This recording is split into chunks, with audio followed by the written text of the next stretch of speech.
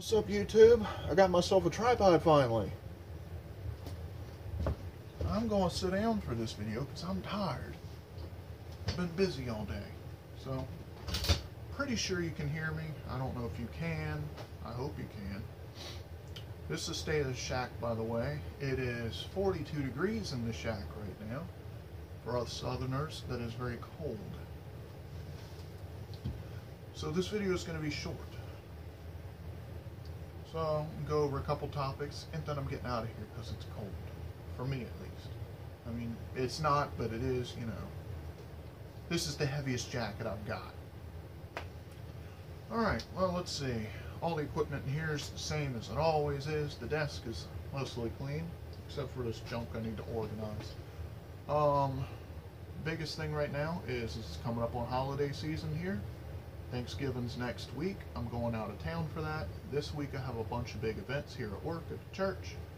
We got a big orchestra thing going on. I'd set up for that. We have the church Thanksgiving thing on Saturday. Have to set up for that. I got a weed eating edge and cut grass at a house in Destrehan sometime this week. I don't know when I'm gonna have time. It's gonna be like crazy. Maybe after Thanksgiving on Saturday, I don't know. Going to Tennessee next week. That's where I'm going for Thanksgiving, up to my grandparents' place. Things been going on. Let's see. For YouTube, I posted last week, I think.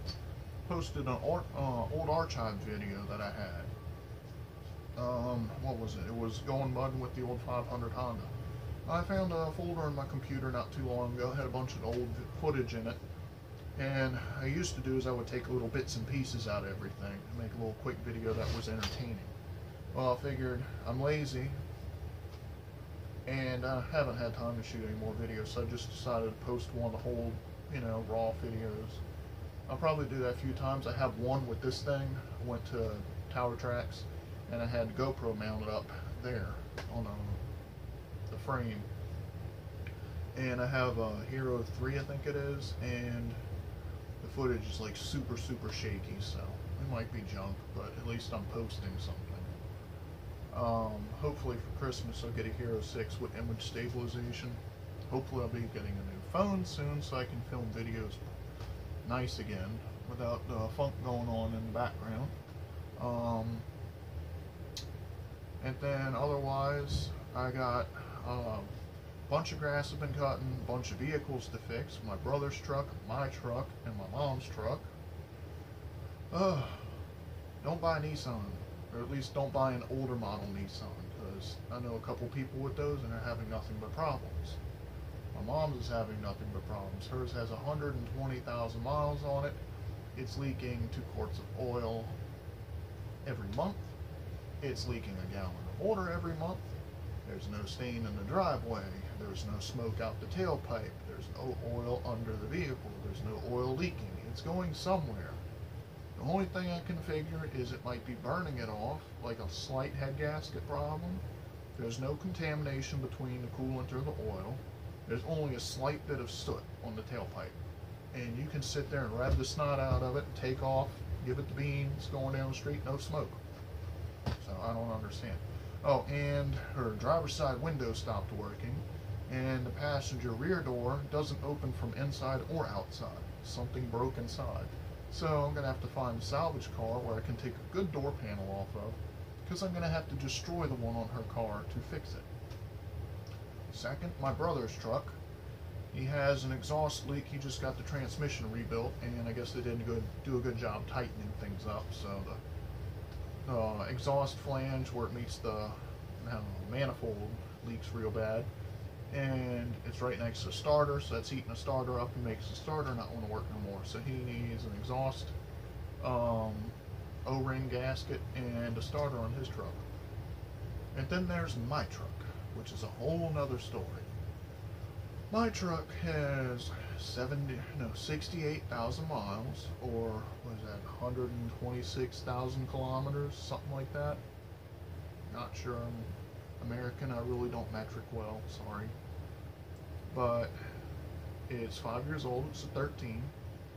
Well, I noticed about a week ago, started getting a creaking noise when I would first accelerate, almost like a vibration from the exhaust. Only for a second, just real quick, and it's been getting louder. So I'm like, oh, I need to check this out. So me and coworker went out, and we're looking it over, can't find anything really. We keep hearing the noise, but we can't see where it's coming from. Finally decide to pop the hood. Whole engine. Engine mount's broke. It's not too bad. My truck should be under warranty. I go inside, call Brian Chevrolet, my Chevrolet dealer locally that I bought the truck from. And it's like, yeah, I got this going on. I need to get my oil changed anyway. I'm going to be taking it on a few 100-mile trip, or 1,200-mile trip, up to Tennessee. I want to make sure, everything's good. So, okay, bring it in. I was like, by the way, my engine mount broke. It should be under warranty, right? Oh, let's check. Take a second, look up my numbers and all that. Oh, yeah, your warranty's good until January of 2019. I was like, oh, okay, cool. So, I bring it up there next day. This was Thursday last week. Yeah. And, oh, by the way, your warranty expired in March. I was like, well, I just asked y'all yesterday. You said it expired in January next year. Oh, that was a computer error. It actually expired in March. But we can still do the engine mount and everything for you. It'll be $578. $578? Oh, that includes your oil change and the transmission flush and your engine mount. I was like, I'll go buy an engine mount right now for $76 and do it myself. I was like, I don't have a warranty anymore. You know what? I'll do everything myself. That's the only reason I brought it to y'all, is because it was under warranty. And I wanted to make sure, if anything happened, you couldn't blame me. You can only blame yourselves. So now I have a truck with a blown engine mount, no warranty on it anymore. 5 years old, 68,000 miles, no warranty. So that means if anything breaks, it's expensive. And yes, the engine mount is $78, but that's your budget auto part.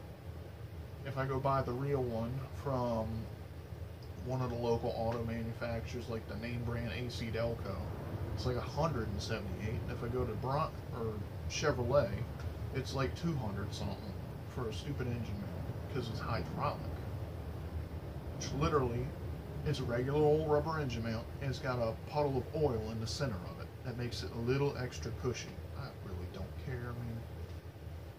So I got that going for me. I got to change that. I did get them to change my oil, because the actual oil service job there is 50 something bucks. My truck takes 6 quarts of the 5-weight synthetic oil plus the filter. So for me to go buy it and do it myself, I'm only saving 10 bucks. Let them do it. They check tire pressure. They're supposed to rotate the tires. They didn't. And they're supposed to check all the fluids. They didn't. Because when I pulled my opened the hood, because I check these things. My old Dodge, I used to go to one of those 5-minute oil change places. I got back to work, my oil light comes on. They didn't tighten the oil pan bolt back up, and all the oil dumped out on my way back to work from having my oil changed. So I check everything religiously now. I get underneath, look and see if it's clean, check the bolt, check the oil filter. Because I've done it myself in the past. I'd rather them do it because it's 10 bucks and I don't have to worry about it. But when I do it, snug with the wrench just enough to where the oil pan's not going to leak. And the oil filter, I lube it and I'll tighten it up by hand as tight as I can get it with a oil-soaked hand, basically. This, I couldn't even break it loose with the wrench under the truck, and that's not even sat on there and cooked yet. Up above, where you fill the oil on top of the motor, there was oil spilled on the intake, oil spilled on the valence on the front, oil spilled down on my front bumper. So you just, you spraying the oil, having a water gun fight with it or something. Power steering reservoir, they get funky over time, just the vapors coming out of it or something. So the cap of it's all full of dust. If they had removed the cap to check the fluid, there would be marks on the edge from where his gloved hand would have touched to remove the dust when he pulled the cap. Not happened. Same thing with coolant reservoir. It had dust on it because I've gone down a few dirty roads lately, and all that was still dusty. No fingerprints, nothing. So literally they changed the oil, checked the air pressure, nothing else. So that has me kind of annoyed. So, yeah. Well, it's cold. It's time for me to get some dinner. Hope you all enjoyed this video. Look forward to more coming soon. Maybe you can hear it, maybe not. Comment, rate, subscribe. Have an awesome day.